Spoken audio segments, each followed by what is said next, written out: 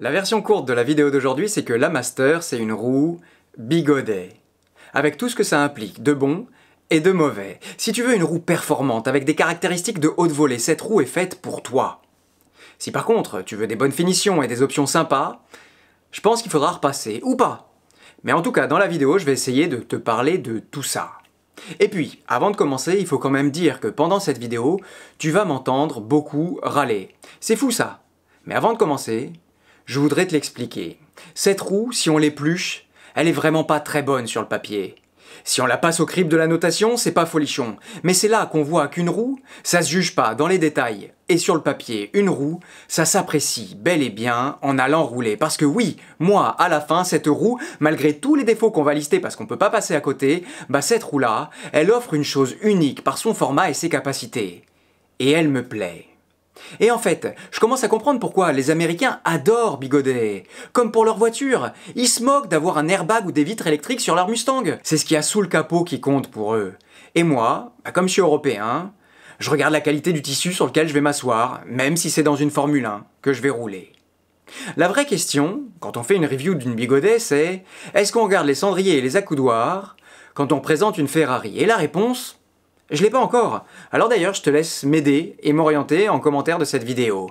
Est-ce que, si les rétroviseurs sont pas électriques, ça altère mon bonheur de rouler? A noter qu'à la fin de cette vidéo, si tu penses que cette Master est faite pour toi, et t'aurais sûrement pas tort de le penser, bah tu peux aller faire un tour du côté de chez Fast Ride, partenaire de cette vidéo qui m'a prêté le modèle que j'ai pu essayer. Et chez Fast Ride donc, avec le code MASTERBONHEUR, t'auras les meilleurs prix du marché et une équipe pour t'accueillir et des modèles de démo à tester et un SAV à porter et des passionnés de mobilité à qui parler.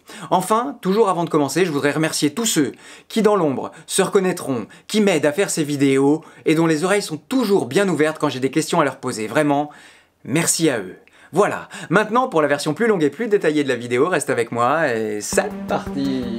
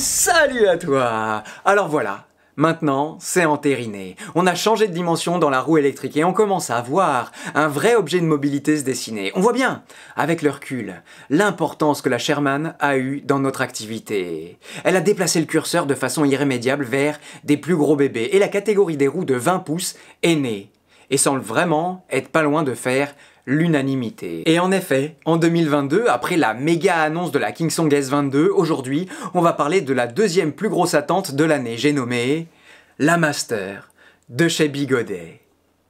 Et pour t'aider dans la navigation de cette vidéo, t'as un chapitrage très pratique qui me permet, à moi, d'aborder un peu tous les sujets sans brider et me dire que si la vidéo est trop longue, bah, on va dire qu'avec le chapitrage, je peux tout dire et toi, écouter que ce qui attire ton intérêt. Voilà, et on commence avec le design et les matériaux.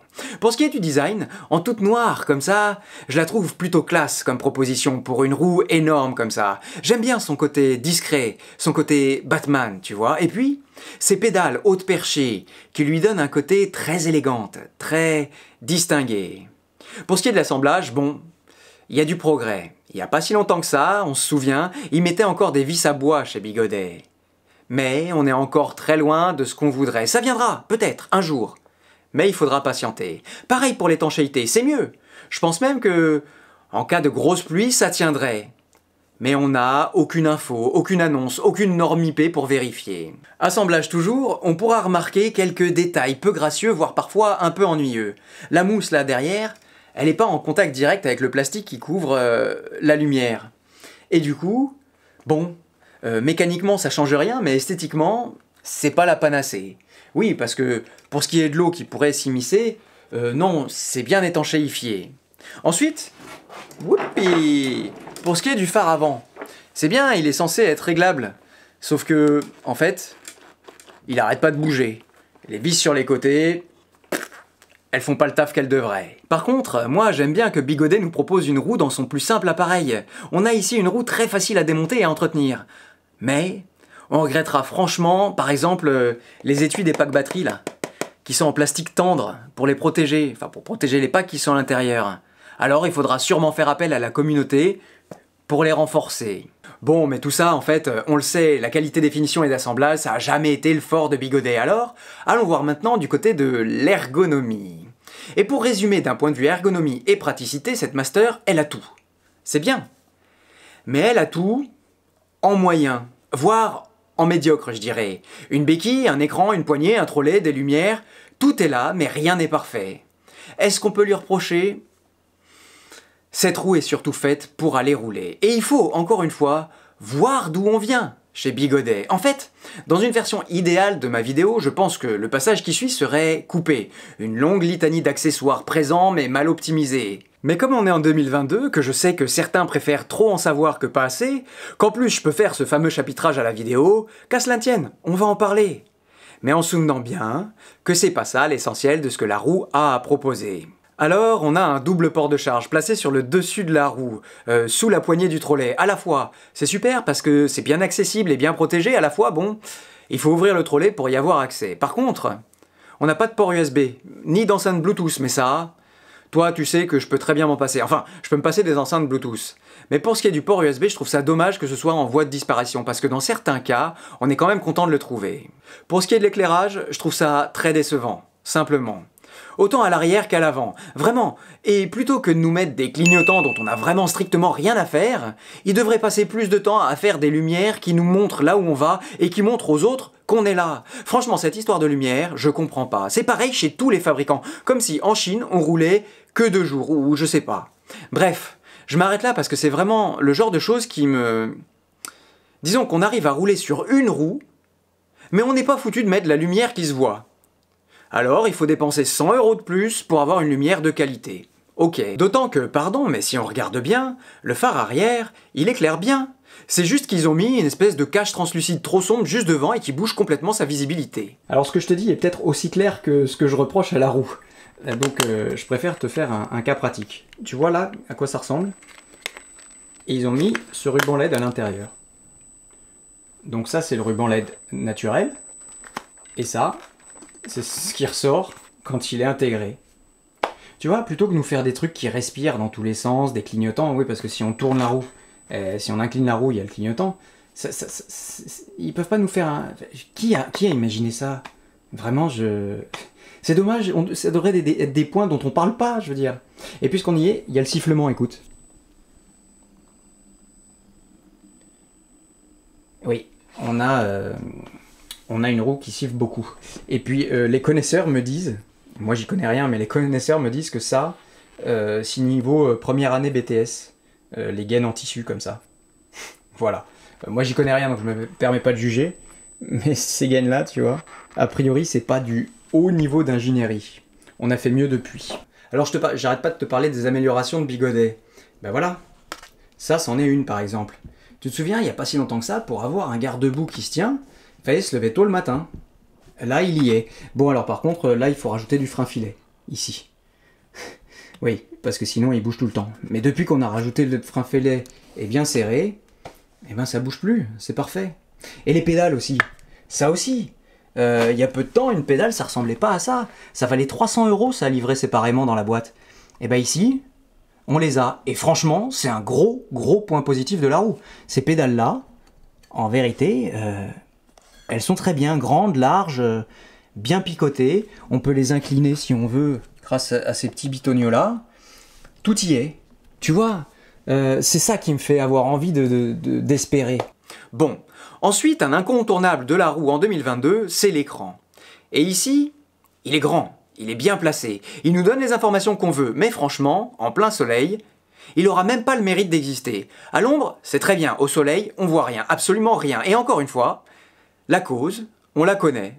Je sais pas pourquoi, ils ont mis une coque plastique trop sombre, encore une fois. À noter d'ailleurs que cette coque est très fragile et très sensible aux micro-rayures, donc il faut faire très attention quand on veut la nettoyer. À noter aussi qu'on peut le voir quand on est assis, c'est bien, mais que pour avoir une position parfaite, il devrait être avancé de 5 cm.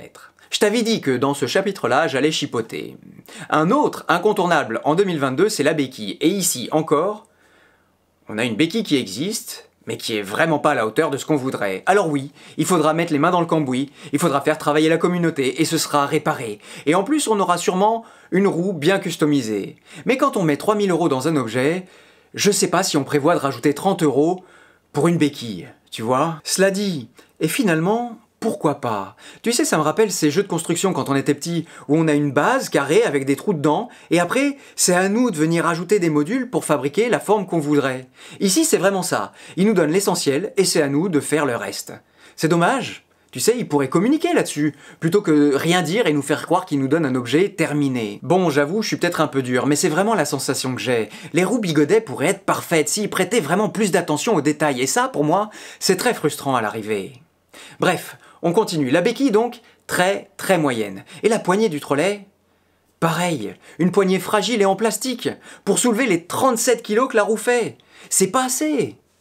Quand on doit la porter, je vais plutôt chercher un autre moyen parce que j'ai trop peur que ça finisse par lâcher. D'ailleurs, si tu me suis sur Instagram, t'as dû voir que pendant un temps, j'ai roulé sans poignée. Ben oui, parce que tout simplement, elle avait cassé. Et c'est dommage, parce que ce trolley, sans ça, il est bien intégré, bien accessible, tout ça. Et dans le même ordre d'idée, le bouton coupe-circuit. Alors oui, c'est vrai, sur la Sherman, le bouton coupe-circuit, c'est quelque chose qui manquait. Mais ici, j'ai deux boutons sur le dessus. Le bouton marche-arrêt et le bouton coupe-circuit. Alors soit je double-clique sur le bouton coupe-circuit, et je me coltine les 5 bips assourdissants que la roue émet, et puis en même temps, je la pose sur sa béquille, et puis pour la reprendre, c'est très facile, en effet, je la remets, et elle se met toute seule sur pied. Ou alors... tout simplement, je l'éteins, je la pose sur sa béquille et le tour est joué. Je la rallume pour la reprendre et aller me promener. Franchement, moi je plaide pour le coupe-circuit. Mais est-ce que ça valait le coup de dépenser du temps, de l'énergie et de l'argent pour faire ce coupe-circuit-là? Je sais pas. Tiens, je fais une petite parenthèse parce que ça me rappelle une chose. C'est que, non, clairement, en l'occurrence, j'ai envie de dire que ça valait pas le coup pour cette fois. Mais pour la prochaine, oui, qui sera meilleure. Et celle d'après, qui sera encore meilleure. Et en ça, oui, grâce à ces petites avancées régulières qui payent pas de mine, on voit des modèles vachement évoluer, année après année. Et si on revient pas si loin, en arrière, qu'on voit où on en était, et où on en est, on peut que constater que oui, tout ce temps, cette énergie et cet argent pour ces petites avancées, elles sont pas nulles, en vérité. Voilà, j'en reviens à mon sujet parce que, en fait, c'est que des détails tout ça. Mais une chose qui n'est pas un détail pour moi, c'est les PowerPads. En 2022, les PowerPads, c'est devenu incontournable. Et les fabricants l'ont bien compris. Alors ils se contentent pas de jeter 2 blocs de mousse dans la boîte. Non, ils les intègrent carrément au design de leur roue. Sauf que là, Bigodet est encore passé à côté. Mais attention, avant de commencer, voilà ce à quoi les pads Bigodet ressemblaient il y a encore pas si longtemps que ça. Ok ? Ici, les PowerPads livrés sont très bien pour protéger les packs batteries en plastique dont on a déjà parlé. Ils sont aussi une partie vraiment majeure du design de la roue qui est proposée. Ils sont très pratiques si on veut passer de la position assise à la position debout, c'est vrai. Mais il se passe quoi si on les enlève? Oui, parce que par la force des choses, on va les enlever, parce qu'ils sont pas confortables. Et oui, parce qu'ils sont pas inclinés. Regarde, le PowerPad, il est vertical. Qui pense à faire une roue et pense pas que le pilote va devoir s'incliner pour la faire avancer? Du coup, on a un point sur le tibia et ça fait mal à la fin de la journée. Bigodet, c'est un super cuisinier qui prendrait les meilleurs ingrédients pour faire son plat. Mais il se trompe sur les condiments. Et il sert le tout dans des assiettes en carton. Assiettes en carton donc, et en effet, les PowerPads n'ont pas non plus de support bas pour bloquer les pieds, chose absolument essentielle selon moi, surtout pour une roue qui a une suspension aussi rebondissante que celle-là. Si tu regardes tous les PowerPads que j'ai un mur exprès. Quasiment tous les PowerPads qui sont sur le marché, ils proposent 3 options. Un support frontal, plus ou moins incliné. Et en tout cas, jamais aussi verticaux que ceux-là. Son pendant, de l'autre côté, pour freiner. Et puis, un soutien pour le pied.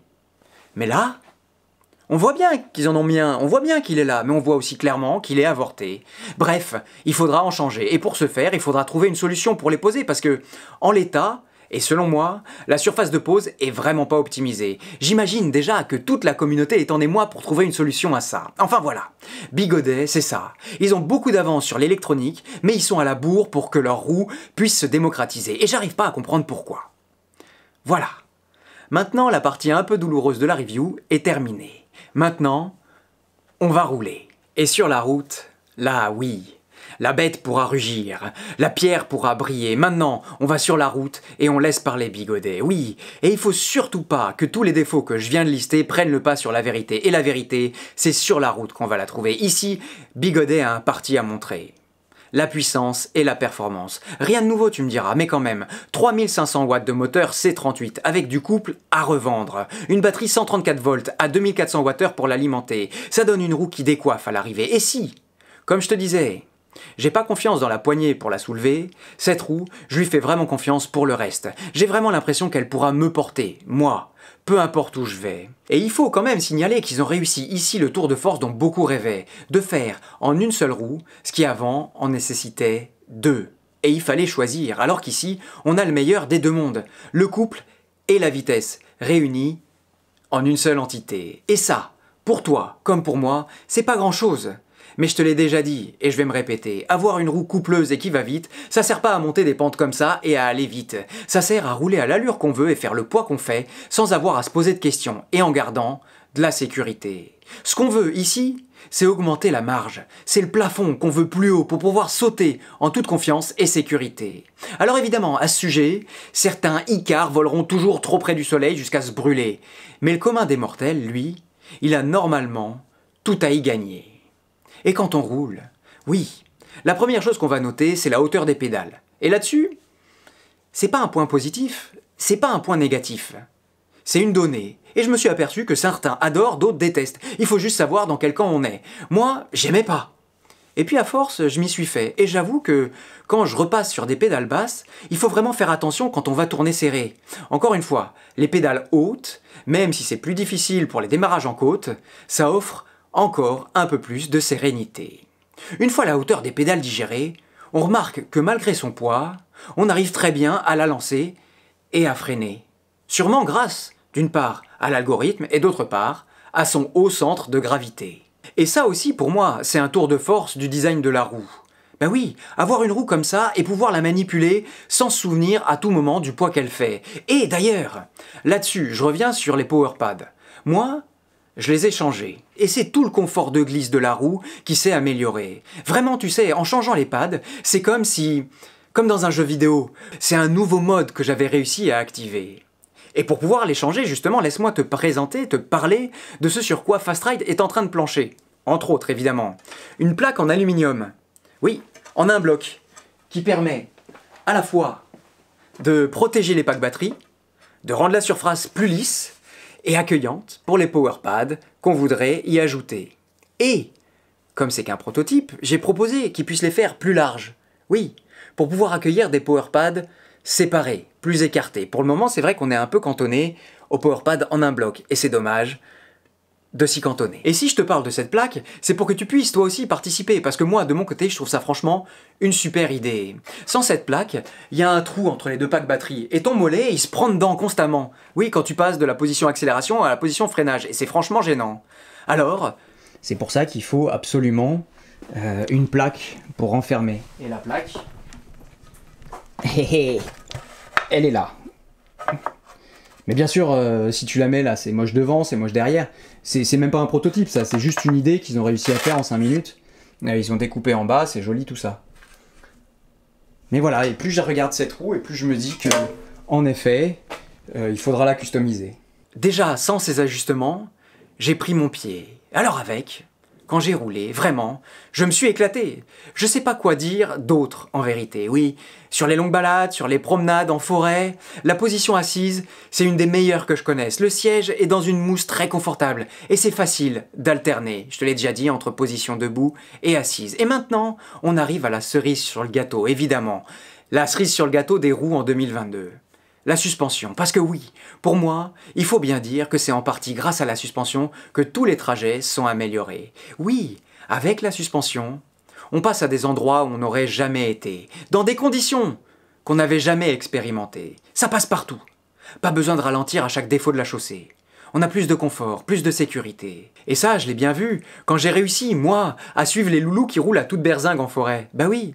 C'est pas mes talents de pilote qui ont fait la différence, non, c'est bel et bien la suspension sur laquelle j'ai pu compter pour ne pas, au premier virage, être largué. Et la suspension, au-delà du débattement qu'on trouvera peut-être un peu court pour les grosses bosses, qui fait que parfois, souvent, t'as l'impression que tu vas taper en butée. Alors il faut la gonfler, beaucoup, pour y remédier. Plus de 250 PSI juste pour mon petit poids. Je dois dire que, après, bah elle fait bien le travail. La roue est plaquée au sol, autant en détente qu'en compression. Et ça me plaît. Par contre, un gros par contre, ça fait un boucan, mon ami.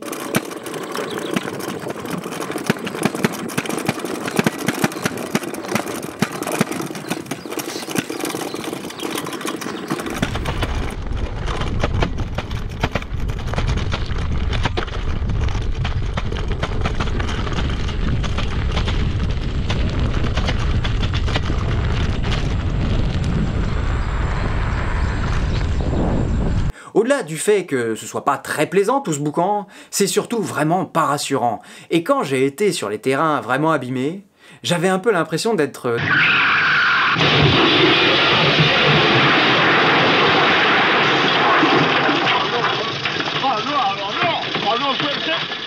C'est une catastrophe. Regarde-moi ça. Qu'est-ce qu'il y a? Qu'est-ce qu'il y a? Qu'est-ce qu'il y a de mauvais? Qu'est-ce qu'il y a? Bah maintenant, elle va marcher beaucoup moins bien, forcément. Mais bon, jusque-là, comme encore une fois chez Bigodet, bah le roseau y plie, mais il rompt pas. D'ailleurs, à ce sujet, une petite anecdote. Il y a peu de temps, quelqu'un m'a contacté pour savoir si le bruit que faisait la suspension qu'il avait sur l'aéro était normal. Et alors moi, je réponds quoi? Non, c'est pas normal, on voudrait un truc qui fait pas de bruit, un truc plus rassurant pour les oreilles et pour la tête. Mais à la fois, bah oui, c'est normal, tu sais, c'est du Bigodet. Oui, j'ai envie de dire que ça fait partie du plaisir. C'est fait pour se rappeler qu'il faut entretenir son bébé.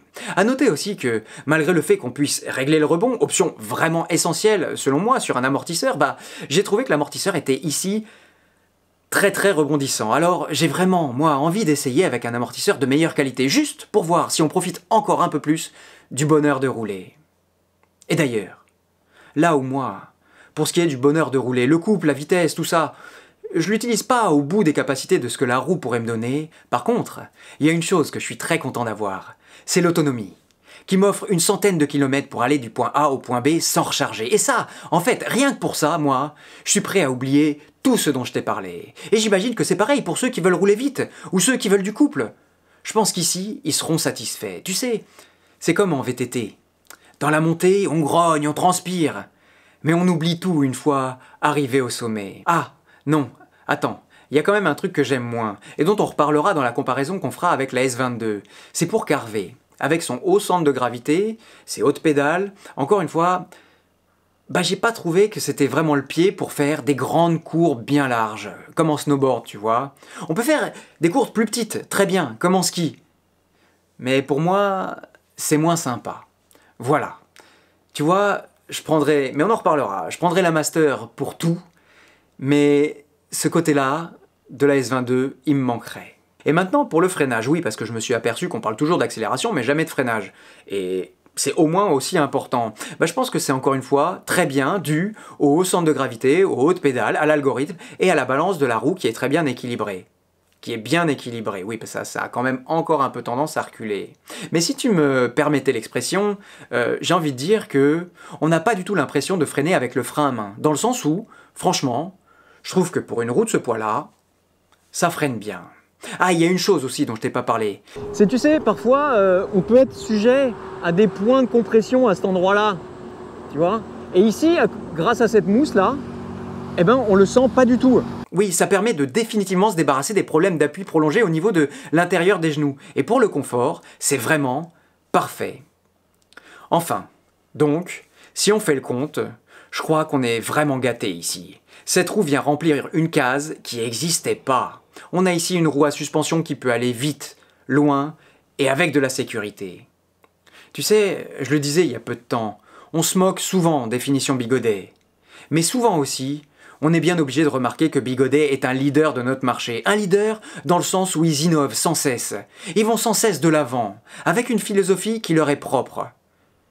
Que j'ai souvent du mal à comprendre, c'est vrai, mais qu'ils assument pleinement. Et les autres essayent désespérément de les rattraper.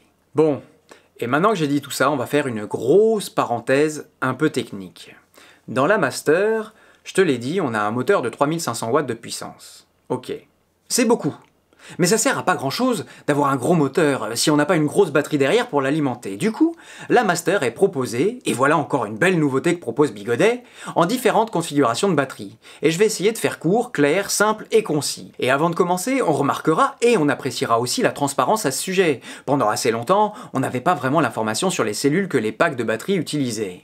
Il faut aussi noter que les packs batteries, dans une roue, ça a une importance fondamentale. C'est les batteries qui décident de beaucoup de choses dans une roue. Et les batteries, c'est rien d'autre qu'une mise de cellules lithium-ion en parallèle ou en série. Ici, on peut choisir entre une Master avec des cellules Samsung 50E. Oui, des chiffres et des lettres, ça fait vite peur quand on n'y connaît rien, mais en vérité, c'est pas si compliqué. Des cellules donc Samsung 50E. C'est des cellules standards, je dirais, desquelles on tirera pas mal d'autonomie si on roule pépère. Sinon, on a aussi des Samsung 40T, des cellules qu'on appelle High Discharge, qui ont donc une plus grande capacité de décharge pour rouler plus vite et accélérer plus fort. Et qui ont aussi une durée de vie plus longue et résistent mieux à la charge rapide. Un petit mot sur la grande capacité de décharge, ça veut dire que les cellules pourront délivrer plus de courant quand le pilote va en demander à l'instant T. Avec une chute de tension moins importante, donc plus de sécurité. Enfin, on a des Molicel P42A, pour avoir la Rolls des cellules, si tu veux vraiment tirer pleine partie des caractéristiques de ta roue. En vérité, les P42A, c'est la version luxe des Samsung 40T. J'espère que tu m'as suivi, j'ai essayé d'être le plus simple possible. Et alors, si tu me demandes à moi, qui roule plutôt tranquille mais qui veut pouvoir rouler loin sans recharger, le choix il sera vite fait, ce sera les 50E. Oui, parce que aussi, il faut préciser que si tu choisis la première option, les 50E, tu pourras avoir 2400 Wh de batterie. Sinon, ce sera soit 1900 Wh pour les 40T ou 2000 Wh pour les Molicel. Voilà. Mais je rentre pas vraiment plus que ça dans le sujet. T'as compris, la 50E, c'est la cellule du bon père de famille qui veut rouler, la 40T, c'est la cellule de ceux qui s'y connaissent et aiment envoyer du pâté à la charge et à la décharge. Et la Molicel, c'est celui qui veut pareil que la 40T, mais en plus mieux, plus cher, tout ça. Ensuite, oui, désolé, j'ai pas terminé, ensuite il faut choisir qui va assembler le pack batterie pour toi. Et alors là... bon, je vais essayer de faire simple encore une fois. Bigodet nous annoncerait deux options, et tu remarques que je passe au conditionnel. Je vais t'expliquer. Soit des packs batteries qu'ils assembleraient eux-mêmes, des packs batteries Bigodet. Soit des packs batteries qui seraient assemblés par la société Litech. Litech, c'est un professionnel reconnu dans le monde de l'assemblage des batteries. Bon. Ça aussi, comme proposition de base, c'est super pour rassurer tous ceux qui ont tendance à douter de la qualité Bigodet. Oui, mais quand moi, tout simplement et naïvement, j'ai voulu contacter Litech pour savoir quelle différence leur pack batterie apporterait. À ce moment-là, Litech a répondu qu'il n'était absolument pas question pour eux de fournir des batteries à Bigodet, sous quelque forme que ce soit.